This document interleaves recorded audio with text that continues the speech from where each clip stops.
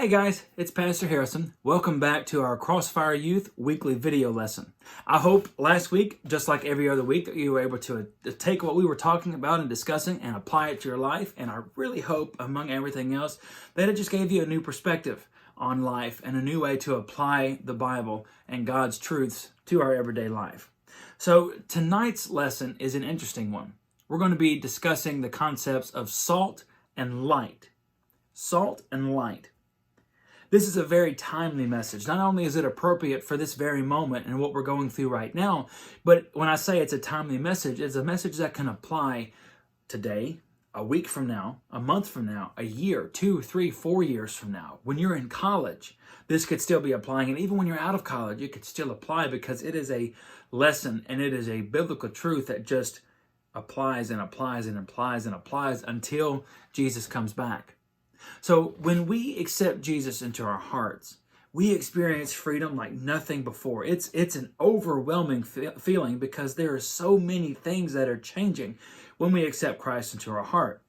And here's the key about that relationship with Christ. Once you experience that freedom, we are then expected to turn around and not only share that experience with someone else, but help them reach that experience, help them get everything they need to do to be able to experience that exact same freedom. That's how the love of Christ works. It spreads and it spreads and it spreads and it spreads. That's the entire purpose of it. And I say that to get to this. Let's put it into this type of example. When you try a new candy bar or a new fast food restaurant or a new milkshake or anything like that, if you're anything like me, I text my mom, I text my grandparents, I text Katie, I text friends. I'm like, you have got to try this milkshake. I mean, if you are a peanut butter lover, this is the peanut butter milkshake. We all do that to an extent, right? If you guys don't know Josh Hilton, one of the college ministry guys at the church, one of my really good friends, there's a show that we watch together, and every Sunday we would always see each other and we would go, did you see that episode? Can we talk about that for a second? I was crying, you were crying, dude, it was so funny. And what that's doing, that's not a coincidence. Because what that's doing, it's creating a conversational piece. It's creating conversation. It's giving us an opportunity to draw closer to one another. Now, when you're talking about candy with someone, you may never think, I'm talking to someone about a Reese's cup or a Hershey bar. I'm not going to get close to them. It's a baby steps, it's small steps, especially if it's someone that you have just met or you're trying to build a relationship with. Because what that's doing, it's building common ground and it's building a foundation between you and the other person or you and the other people. And this is the exact same thing that we need to do when it comes to Christ. When we share the love of Christ, when we spread the love of Christ, it serves the exact same purpose. It's creating that trust between you and the other person. It's creating that foundation and that common ground between you and the other person. But the difference here is it's creating an eternal foundation. So you plant that seed. You always hear this in Christianity, talking about planting the seed. So we plant the seed and Jesus waters the seed. It's going back to the realm of planting or just gardening in general. Put the seed in the ground, you water it, it eventually starts sprouting. We cannot water someone else's seed, if that makes sense. But we can plant ourselves. I could plant a seed in your heart, and then Jesus is the one that waters that seed. That is spreading the love. That is sharing the love. And eventually when that flourishes, other people see the beauty of that flower, the beauty of that rose, and they start asking questions. How did you get a rose so beautiful? What happened? And it creates a conversation starter, and it creates a doorway of opportunity to get into the conversation and to start sharing the love of Christ. When you really get down to it, sharing the love of Christ doesn't have to be some massive step 1, step 1A, step 2, step 3 process. You don't have to read a manual or a group of instructions to share the love of Christ. It's relational. It's conversational. We have conversations every single day with our friends and family and just strangers. Sharing the love of Christ can be fulfilled in that exact same realm of casual conversation. That's the beauty of it. That's the beauty of it. So let's go ahead and get into salt and light. These are two things. You may not think about it, but these are two things that are so common in our daily lives, these elements of salt and light. We get so used to their presence in our life that we almost, in a way, forget what the entire purpose of it is. This is the simplistic, bare bones purpose of why light is so important and why salt is so useful. Now, salt is used to flavor things, and light, well, lights up the darkness. It lights up dark places. It allows you to see things. But that's not the only purposes that these two elements share. So grab your Bibles, and we're going to be turning to Matthew 5:13 through 16. Matthew 5:13 through 16. This is where we're going to start really seeing the biblical foundation for the concepts of salt and light. So if you have your Bible with you, let's go ahead and get into it. You are the salt of the earth. But if the salt loses its flavor, how shall it be seasoned? It is then good for nothing, but to be thrown out and trampled underfoot by men. You are the light of the world. A city that is set on a hill cannot be hidden. Nor do they light a lamp and put it under a basket, but on a lampstand, and it gives light to all who are in the house. Let your light so shine before men that they may see your good works and glorify your Father in heaven. Now that last verse sounds extremely familiar, right? It's like we talk about that verse all the time. There's a reason for it. So that was the New King James Version of that verse. And in this, we find two distinct characteristics mentioned in these verses by Jesus: salt and light. So let's focus on the first element, salt. What's the first thing that comes to your mind when you think of salt? Flavor. You think of flavor. Oh, this is so bland, or ooh, there's just something missing. It has no taste to it. Let's add salt. And you add salt, and it gives a flavor to it. It makes something very bland taste better. Or if you have something sweet and you add a little bit of salt to it, it adds a whole different flavor profile. If you've never had cantaloupe with salt on it, try it. It'll change your life.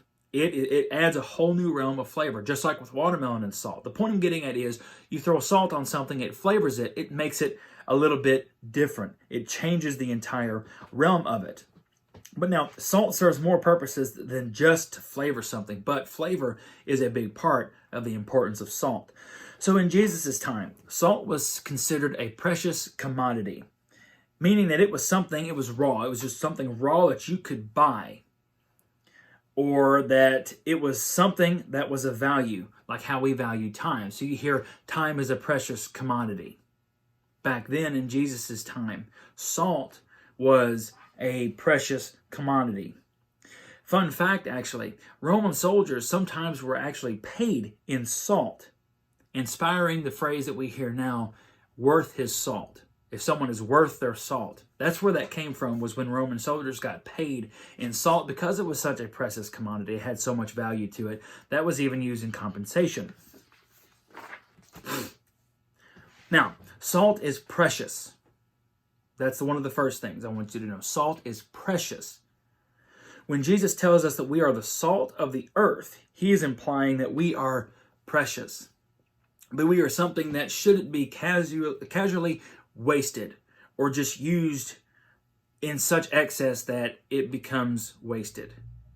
We are precious. We are considered precious. We shouldn't be used carelessly. Our ministry and how we share the love of Jesus Christ is something that we should not waste carelessly. One thing I have to share some truthful experiences. There have been times in my life where when I'm sharing the love of Christ with someone or talking to them about the Bible, I expected a big just revelation in that moment. Like, it's got to happen right now. There's going to be just a mind-blown moment, transformation right in front of my eyes. One thing you have to understand when it comes to sharing the love of Christ, not every time will you see the click and the gears grinding and that transformation starting to happen. Sometimes when you plant the seed, it takes a very long time for you to see any kind of work come from that labor. It takes a while to see that itty-bitty little sprout come up. But what we don't understand is there is so much going on underneath. Using the plant again, here's the dirt. We're looking to see this, right? This right here is the labor, is the fruit of our labor. This is what we're wanting to see. but we have no idea what's going on down here. All of this stuff under here are the roots. It's the foundation.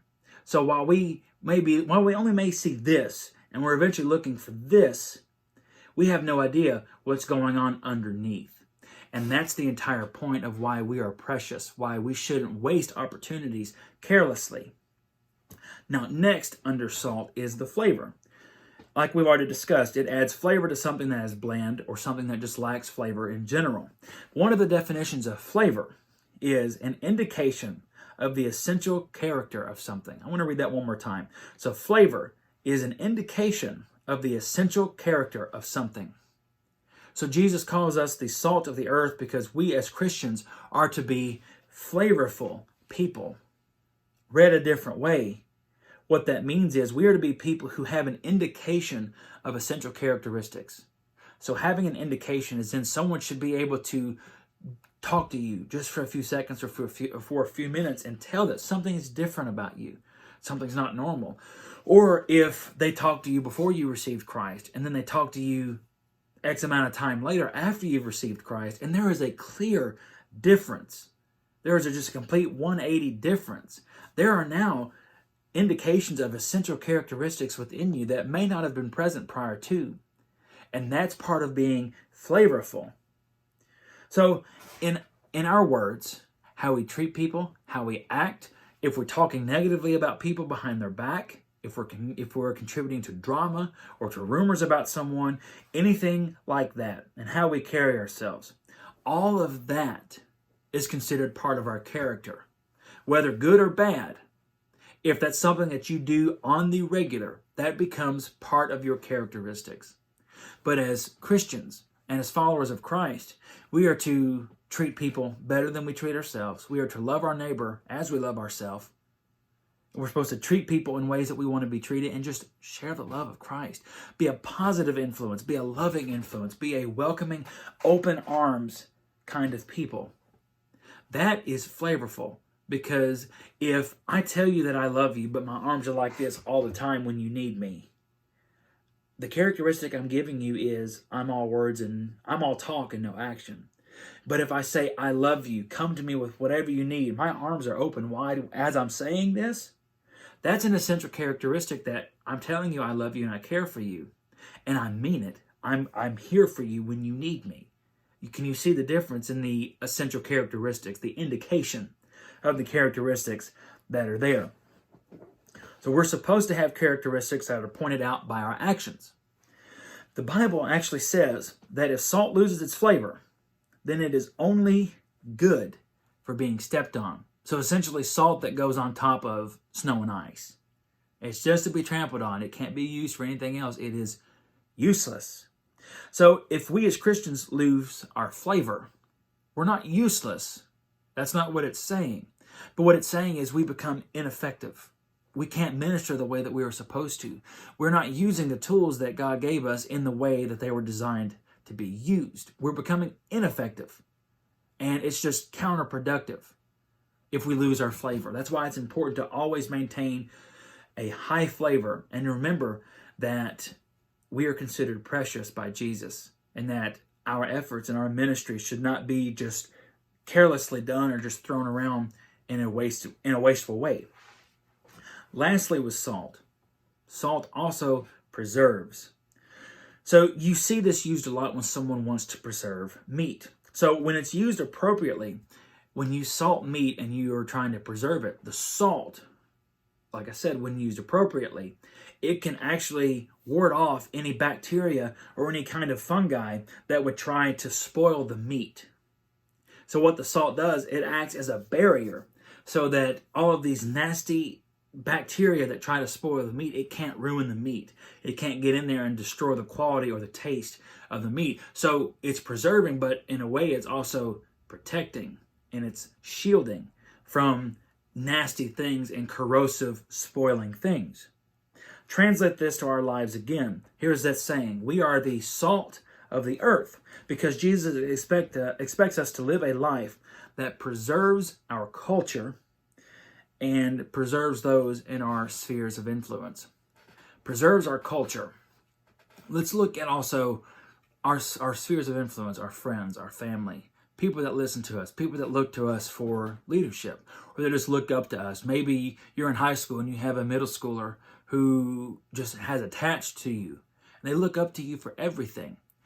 Your character can preserve that relationship and make it a good relationship, and it can ward off any nasty things that try to ruin it. It could ward off any of Satan's attempts to spoil it, to contaminate it, or to make it not taste good, not flavorful. It can just make it be very ineffective. So again, it shields from anything the devil is trying to do. Being a salty Christian covers you from being spoiled by sin or ruined by sin. And you have to think, where does that covering come from? Jesus. Jesus shedding his innocent blood on the cross covers our sins and it wipes them clean. It gives us that protection over our ministry and over our hearts and over our souls and over our relationships. So that way, Jesus is the covering and it protects from the devil. Jesus calls us the salt of the earth because we are to be following his example and following after him. And here's the thing. Pretend that there are two people walking a path, right? We've used this example in class before. When you follow Christ's example, you stay in his protection. So he's walking in front, warding off any bad things, any pitfalls, any traps. So everything to the left and right of you can harm you. But when you stay right behind Jesus, nothing can harm you. But if you start doing this, you're starting to kind of walk away from his protection. Now you're starting to get into territory where things can hurt you, and that salt starts losing its potency because you're not following Jesus anymore. Now you're kind of wanting to follow your own way. Oh, I understand the Bible enough. Okay, I get it. I'm going to do it my way. That's not being flavorful. And that's not living a life that preserves your relationships and preserves your soul because you're not following Christ's example. We have to live an example, exemplary life for Christ. Now, we've talked enough about salt. Let's go ahead and talk about the last part of that verse, which is light. So Jesus said that we are the light of the world. This isn't a very light, for lack of a better term, phrase. It carries both a great compliment, but also a great responsibility with it as well. The reason why I say it's a great responsibility is because Jesus himself referred to him as the light of the world. Jesus called himself the light of the world in John 8:12 and John 9:5. So for him to call himself the light of the world and then turn around later and say that we are the light of the world, that's some mighty big shoes to fill when you think about it. But let's discuss what it means to be the light of the world. What does that mean exactly? It applies a lot to being selfless. That may be a term that we don't want to hear very often. Being selfless. Putting aside what we want for the time being in order to give someone else what they want or to serve someone else. Instead of using that $5 to buy ourselves some fries or something that we may not need at that moment, instead turning to someone else who is in desperate need of food or clothing or something and saying, you know what? I can hold off on eating for a few more hours. You really need help. I'm going to help you. That's selfless. And that is being a light to the world. Now, as both a light carrier and a light giver, we are expected to live not only for ourselves, but for others. We're expected to live for others. We are also expected to be concerned with the needs of others, not just the needs of ourselves. We're supposed to love our neighbor as ourselves, right? We're supposed to treat people just how Jesus would treat them, with love and without expecting anything in return. That's actually the biggest part of all of this. Giving generously because you have a genuine, caring, and generous heart. You are genuinely just pouring out your heart and love for people, and you're doing it without expecting anything in return. Without expecting anything in return. I want to say it one more time. Without expecting anything in return. At first, and for the first couple times, when you're really trying to give generously, it's going to be hard to put away that feeling of, well, what do I get? Well, what's in it for me? Remember back in our series when we had the generosity factor. When you give with a generous heart and a loving and caring heart, you are never a loser. While you may lose that $5, you are not a loser. You're not losing anything. You are gaining so much more than what that $5 could give you, because you are sharing the love of Christ and you're potentially influencing a life for Christ. When you give generously and you're giving with a kind heart, here's that dirt again. You've planted that seed. Those roots grow even deeper. So that way, when this sprout comes, it has more support and it just gets stronger and stronger and stronger until it just blooms into this beautiful rose, this beautiful budding flower. For a better example of this, look to Jesus' ministry in the New Testament. He exemplified all of this throughout his entire earthly ministry. Now, have you ever been with a friend and you felt their walls coming down because of what you've said to them and because you've been with them? Like you can just tell that they are experiencing a breakthrough. Have you ever been there for a friend when that breakthrough occurs and they just hug you and they just squeeze you tight, or they are just crying? I mean, just really just deeply crying because they are letting it all go. If you've never experienced that, I can personally tell you it will change your life. There is no greater feeling next to helping someone get to Christ and to experience salvation through Christ. Next to that, there's no greater feeling than being able to help somebody through something so traumatizing in their life that they're able to smile again, that they're able to experience love again, that they're able to love again. And you being that person that they can depend on.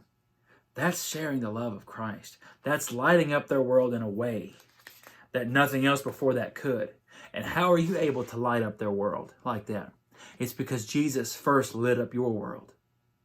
And now you know what that feels like. And you're sharing that experience with someone else so they can get light from Christ and carry it on. It's a system. You get it, you pass it on. They get it, they pass it on. It's a constantly evolving process, and that's the beauty of it at the end of it.